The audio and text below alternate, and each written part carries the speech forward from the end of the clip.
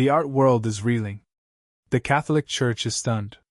And the Vatican has just made what many are calling the boldest cultural decision in decades. Pope Leo XIV has ordered the removal of all artworks created by Father Marko Rupnik from Vatican grounds. The announcement, made early this morning through the Holy See press office, sent shockwaves through religious, artistic, and global communities alike. But for those who've followed Pope Leo XIV's deeply reformist approach since the beginning of his pontificate, this may not come as a total surprise. Still, the ramifications are massive. This isn't just about art. This is about integrity, healing, and a church finally confronting its most painful truths. To fully understand the gravity of this moment, we need to rewind. Who is Marko Rupnik? Why was his artwork so prominent in the Vatican? And why has Pope Leo XIV decided, now, in the middle of ongoing global crises, to make this radical move? Let's start with the man at the center of the storm. Father Marko Rupnik is a Slovenian Jesuit priest, theologian, and artist, renowned for his intricate mosaics that fuse traditional Catholic iconography with a modern aesthetic. For decades, his works adorned churches, cathedrals, and even papal chapels.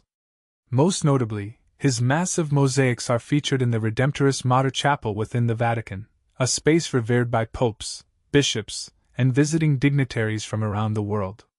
His style was both ancient and futuristic. His theological reflections were admired. He wasn't just an artist, he was an influencer within the Church's spiritual imagination.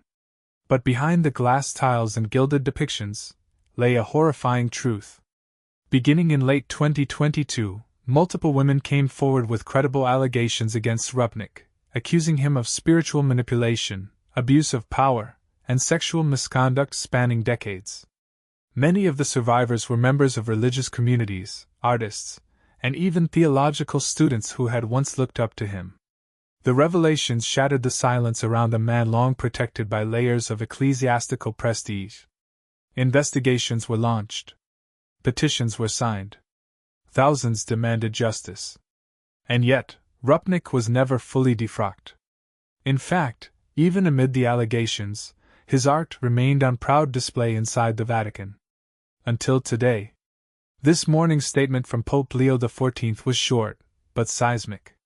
It reads, "Out of reverence for the sacred, and in solidarity with those who have suffered under abuse cloaked in spiritual authority, I have directed that all artistic works within Vatican jurisdiction created by Father Marko Rupnik be respectfully removed. Art cannot be holy if its creation was born of harm."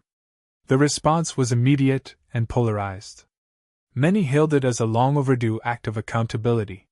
One survivor wrote on X, formerly Twitter, "I cried when I heard. Not because it brings back what I lost, but because the Church finally saw us." But others, especially in traditionalist circles, expressed concern. Some fear that removing Rupnik's art sets a precedent that art must now pass a moral litmus test. Others argue that the sin of the artist should not destroy the value of sacred imagery inspired by God. This is not just a church decision. It's a global conversation about separating art from the artist. And Pope Leo XIV has made his stance clear: in sacred spaces, there is no separation. The vessel matters. Pope Leo XIV has consistently pushed for a church rooted in truth over tradition. His papacy, though still young, has already dismantled long-standing silence around abuse, financial corruption, and clerical elitism. This move, to take down what many considered masterpieces, is not about aesthetics. It is about moral clarity. Let's break down what exactly is being removed. According to the Vatican's internal art registry, the following are scheduled for removal over the next 3 months. The Redemptoris Mater Chapel mosaics, housed inside the Apostolic Palace. The Pope's private prayer chapel mosaic wall, commissioned during Pope John Paul II's time. Several installations in the Vatican's international outreach centers, including the Pastoral Center in Latin America and the Slovenian Ecclesial Office. A public mosaic at the Vatican-run Youth Center, which has now been covered until permanent removal can be arranged. All removals will be done with reverence, not destroyed, but archived. Pope Leo's statement emphasizes this. We do not erase history. We remember it, but we must also heal from it. This is not about vengeance. It's about values. The Pope's advisors confirm that some mosaics will be replaced with newly commissioned works by survivors of abuse, artists who are rebuilding not only their faith, but their voice. It is, as one Vatican official put it, a redemption of sacred space. But questions remain. Will this spark similar actions around the world? Dozens of churches in Europe, Africa, and the Americas still house Rupnik's artwork. Will bishops follow Rome's example, or resist? And what does this say about art, trauma, and the spiritual cost of beauty tainted by abuse? I grew up seeing those mosaics. I thought they were holy. Now I feel betrayed. Young man. Pope Leo is doing what's right. He's showing that we can't decorate pain and call it sacred. This story is still unfolding. But one thing is certain, the age of silence is crumbling. Pope Leo XIV is not simply writing a new chapter for the Vatican. He's rewriting the whole script. As the Vatican's decision reverberated across the globe, a single, pressing question surfaced in cathedrals, classrooms, newsrooms, and Twitter threads. Can something sacred still be sacred if it was created by someone who harmed others? This debate is not new, but Pope Leo XIV has just reignited it with unprecedented force. By removing Marko Rupnik's art from Vatican walls, the Pope didn't just take down images. He took a stand.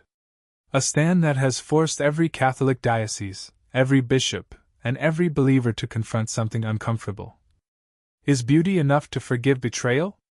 Rupnik's mosaics have become foundational to modern ecclesiastical art.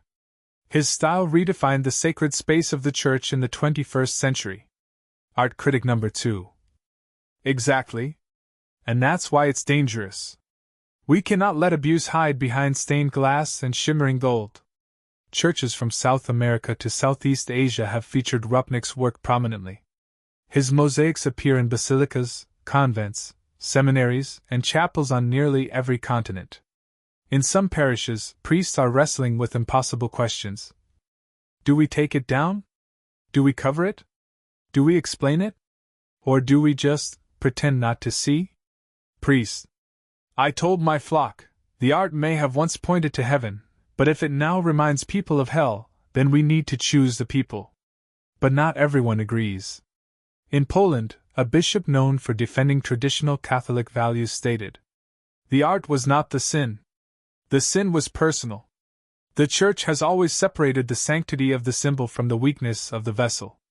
That sentiment is shared by many traditionalists, who argue that removing Rupnik's mosaics is equivalent to destroying Michelangelo's work if he had sinned. It's an old debate made new, one that asks, is great art still holy if the hands that made it were unclean? But Pope Leo XIV has made his perspective crystal clear. In his recent homily at St. John Lateran, he said, when sacred art becomes a cover for pain, it no longer serves heaven. The walls of the Church must not just reflect beauty, they must reflect truth. And for survivors, that truth is long overdue. Survivor. When I saw his mosaic during a pilgrimage, I had to leave the chapel. I started shaking. No one knew why. That was the face of my abuser's power, not of God's love. For these survivors, Rupnik's art isn't abstract or theological. It's personal. It's a wound, frozen in gold and cemented into places where they were once supposed to feel safe. But the debate extends beyond victims and theologians. Philosophers, ethicists, and artists are all chiming in. Muslim calligrapher. In Islam, we separate the art from the artist, but we also purge anything that causes fitna or corruption. If beauty leads people astray or into trauma, is it still divine? Jewish rabbi and scholar. There is a concept of teshuva, repentance. But repentance is not decorative. It is lived. If the Church wants to heal, it cannot keep showcasing the scars as if they were glory. Meanwhile, Pope Leo XIV is not waiting for consensus.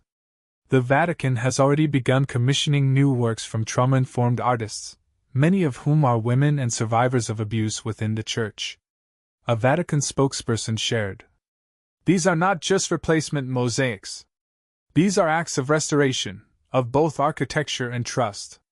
This initiative, dubbed Project Redeem, will begin with 3 chapels inside the Vatican, then expand to global installations willing to participate. But the Pope is also encouraging dialogue, not just removal. In dioceses that choose to keep Rupnik's art temporarily, Pope Leo has asked that signs be added to inform worshippers of the artist's history and the Church's official position. This move invites transparency, not denial. Even Pope Leo's harshest critics are now recognizing something powerful. This papacy is not interested in polished surfaces. It is interested in moral depth. As one Vatican insider anonymously noted, Leo XIV is not reforming the Church cosmetically.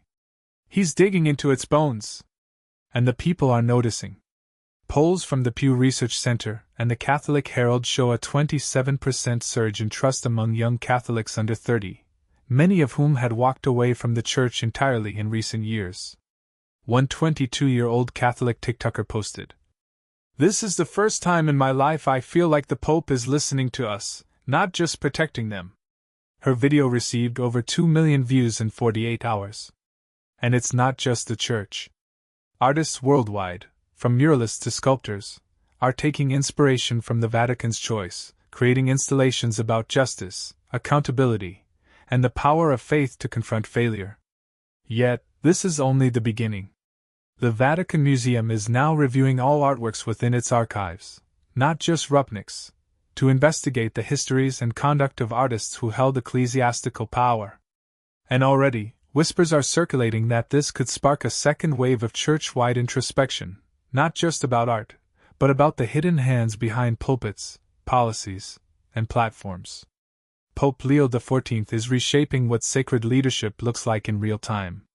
His critics call it disruptive. His followers call it holy. But everyone agrees. It's different. And in a church that has too often confused silence for reverence, different might just be divine. While the public witnessed the decisive announcement of Pope Leo XIV, behind the thick walls of the Vatican, a battle was already brewing.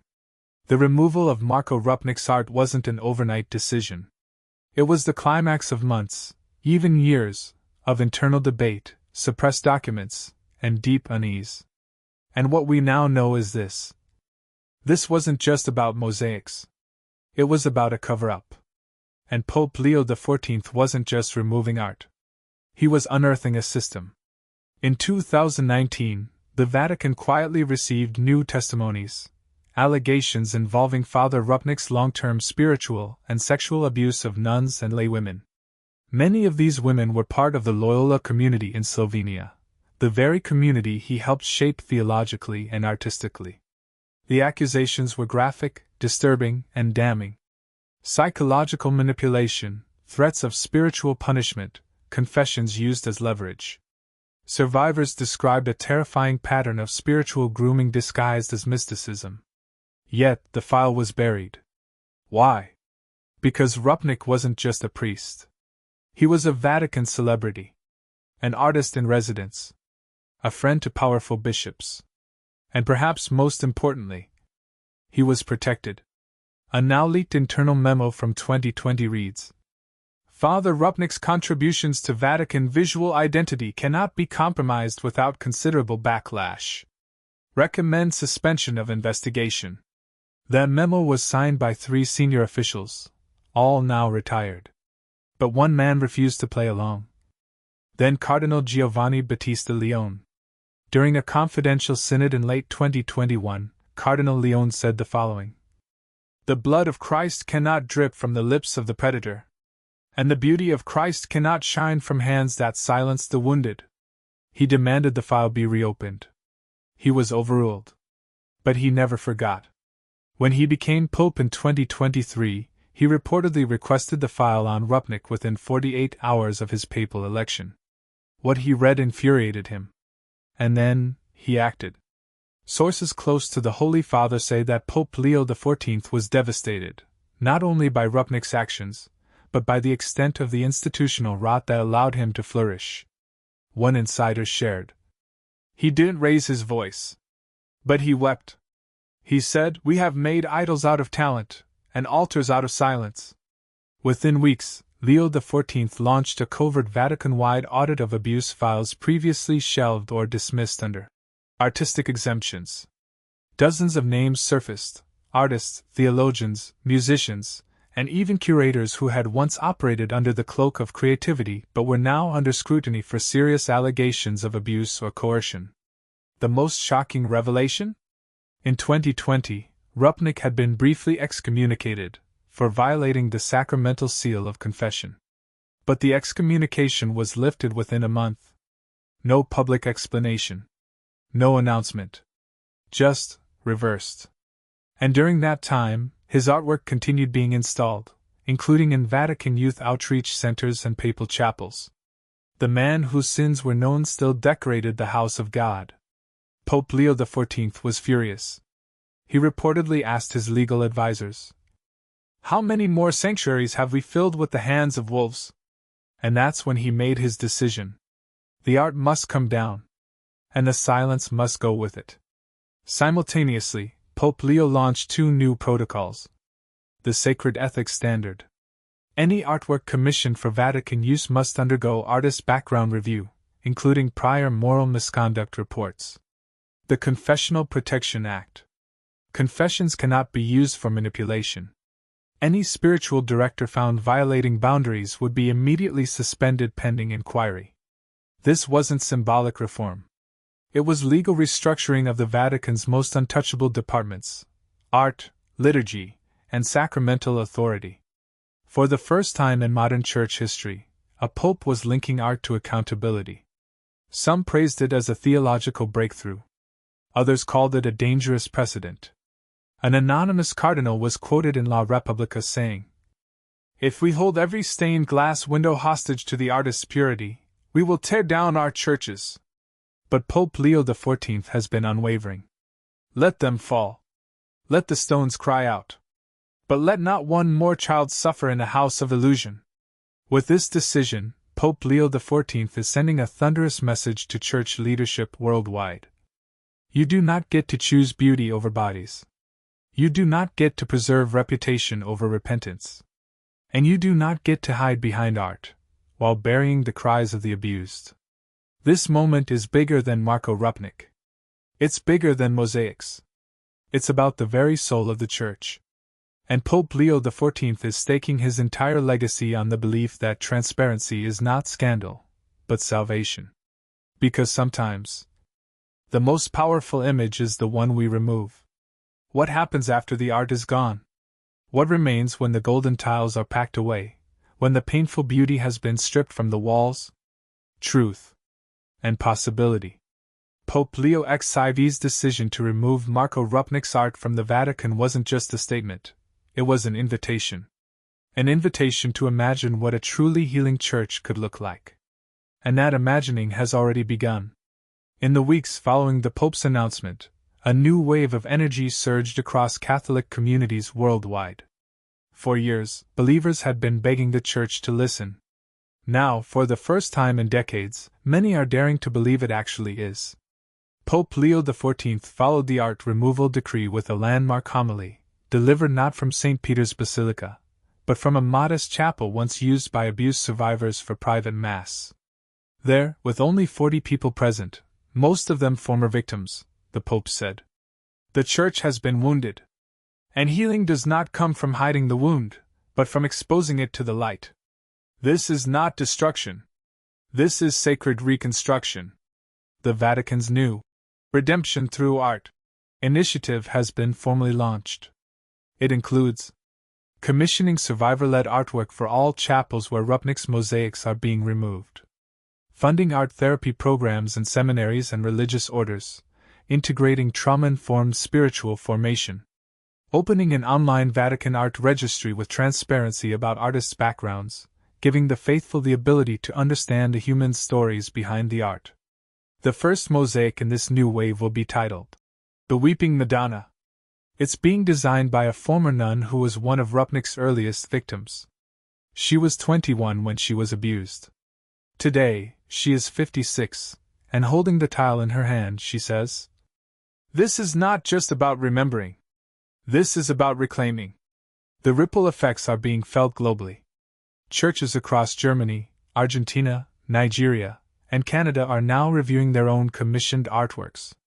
In Brazil, a major seminary has announced the removal of 4 Rupnik-inspired stained glass pieces. In the United States, diocesan councils are holding forums called Sacred Space and Survivor Voices, bringing clergy, artists, and trauma experts together to reimagine what holy art should reflect in the post-scandal church. One priest in Chicago said, "Art should not just inspire all. It should protect souls."